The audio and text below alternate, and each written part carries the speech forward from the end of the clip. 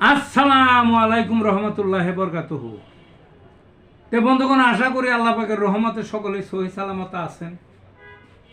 তে কবি কাজী একাশালী YouTube channel 017140885009 এর পক্ষ থেকে আপনাদের সকলের প্রতি রইল একান্ত আন্তরিক শুভেচ্ছা ভালোবাসা। তে বন্ধুগণ, এখন আপনাদের সামনে আমার স্বরচিত আর একটা কবিতা পাঠ করবার চেষ্টা করব। কবিতাটার নাম হলো মধ্যপ্রাচ্যে ইসলাম। রাজতন্ত্রের রাজ্য দখল, মধ্যপ্রাচ্য জুড়ে ইসলামের নাই নাম ঠিকানা, সুন্নত দেহ ভরে।